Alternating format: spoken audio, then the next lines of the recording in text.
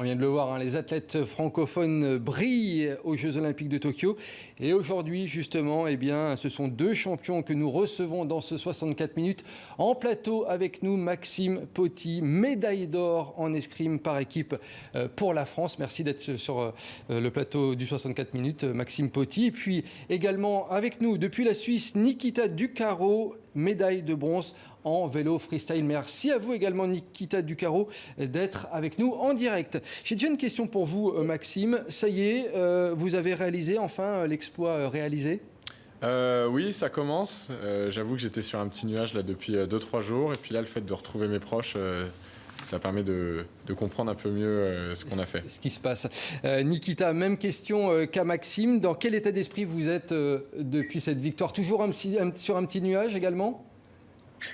Un peu, ouais. Je commence à être un peu fatiguée maintenant. Mais je suis très contente. Je suis à Genève maintenant avec ma famille. Alors, ouais, c'est bien. C'est quelque chose d'intéressant, effectivement, comme expérience, parce qu'il faut le rappeler, vous avez remporté la médaille de bronze en BMX Freestyle, qui a fait son apparition cette année aux Jeux Olympiques. Ça doit résonner doublement de gagner une médaille cette année.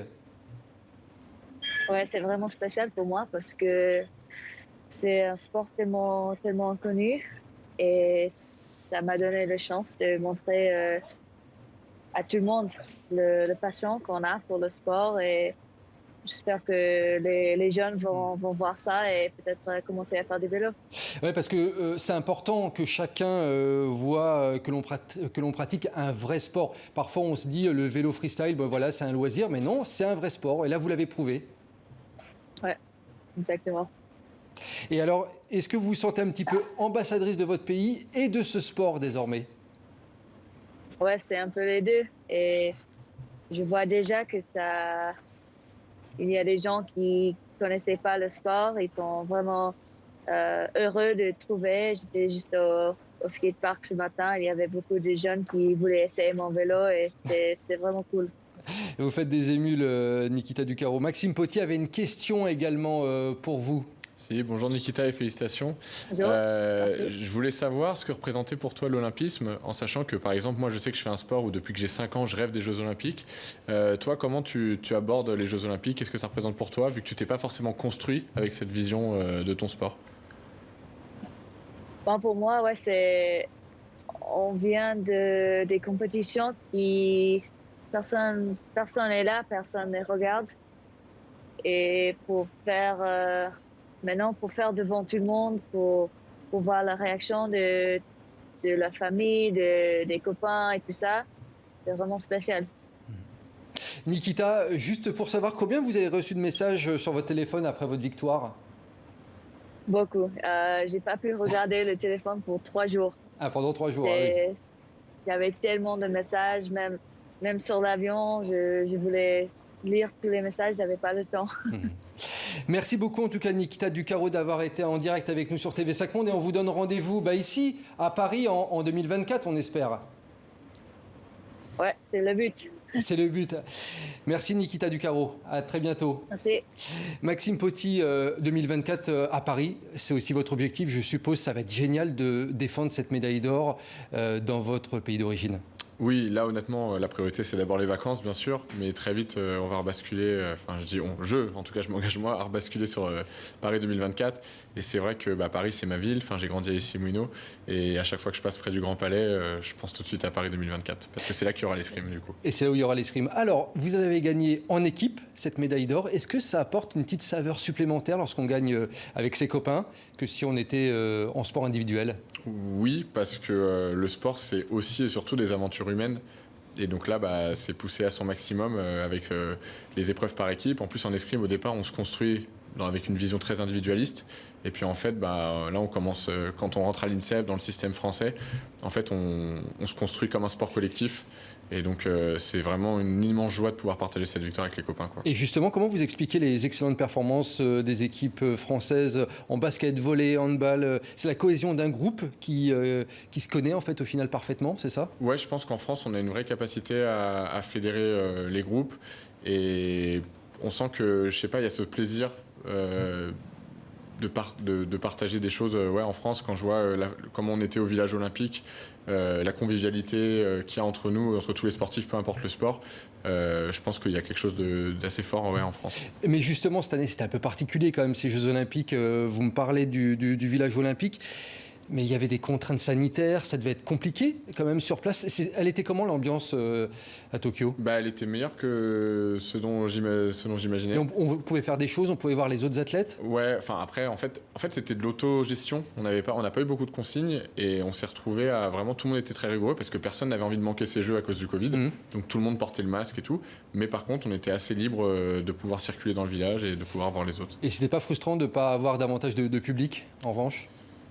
Oui, mais d'un autre côté, moi je fais un sport où il y a 100 spectateurs à chaque Coupe du Monde. Donc au final, ça m'a pas sorti de mes habitudes et c'était peut-être pas plus mal. Mais c'est vrai qu'à Paris, avec le public, là, ça va être rendez-vous immanquable, hein, Maxime. Des frissons en revanche lors du retour à Paris, je suppose. Oui, mais j'étais un peu en train de planer parce que on a vécu ce qu'on vit jamais, c'est-à-dire beaucoup de médiatisation, la rencontre avec le public. Nous en escrime, on n'a pas l'habitude de ça. Donc ça aussi, pareil, je l'ai pas encore vraiment réalisé et je vais me rendre compte un peu plus tard. Là, je suis encore un peu sur mon nuage. Encore sur le nuage.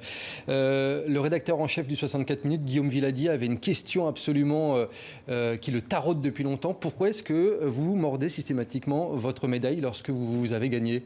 Parce qu'on essaie de proposer plusieurs photos aux photographes, on est généreux, on a envie de donner. Donc au final, une fois qu'on a fait ça et une fois qu'on a fait ça, il faut la mordre. Il faut la mordre, voilà. C'est pratique. Maxime, vous avez, en parallèle de votre carrière, tenté également l'aventure journalistique. Vous avez fait une formation pour devenir journaliste également, une formation au sein de l'INSEP. Vous aimeriez un jour peut-être continuer dans cette voie-là ? Peut-être. En tout cas, c'est une corde à mon arc que je me suis donné. Ma reconversion, j'y pense pas encore parce que je considère que j'ai encore des choses à accomplir et que je veux profiter de mon rêve d'enfant qui est d'être escrimeur professionnel.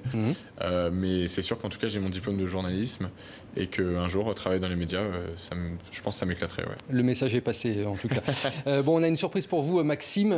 Lors de cette formation, justement, de journalisme à l'INSEP, qui est le centre de formation des sportifs professionnels, en classe, vous étiez avec une autre championne qui, elle aussi, est depuis devenue journaliste. Et on est en direct avec elle depuis le Canada. Maxine Eouzan est avec nous en direct sur l'antenne de TV5 Monde, ancienne sportive de haut niveau, aujourd'hui donc journaliste et dont le visage doit être familier puisque vous avez remporté cette année l'émission Koh-Lanta.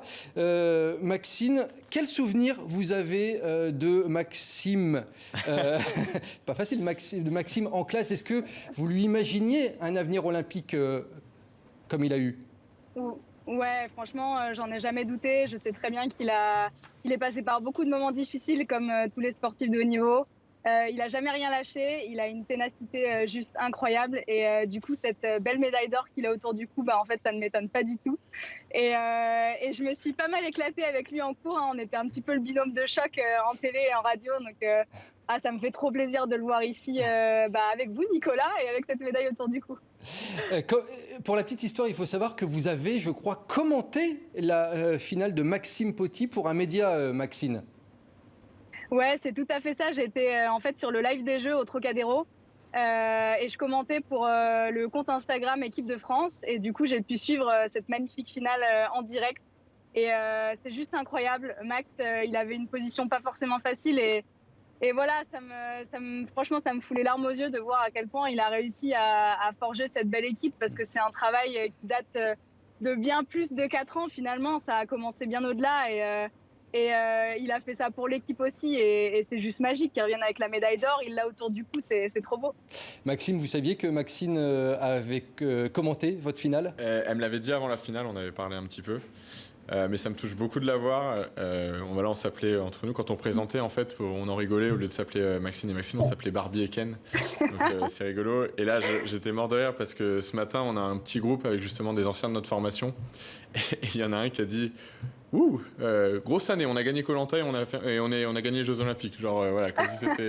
Des graines des champions. C'est un truc qu'on avait fait. C'est un truc qu'on avait tous ensemble. Quoi, voilà, mais donc du coup, ça me touche énormément de voir Maxine. Bon, et puis un jour peut-être un duo ensemble dans une émission de télé, peut-être ou peut-être de nouveau dans le sport.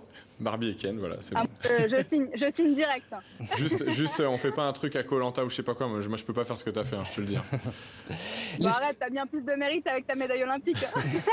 Les sportifs, vous pouvez dire que c'est une grande famille, quel que soit le sport, quelles que soient les rivalités.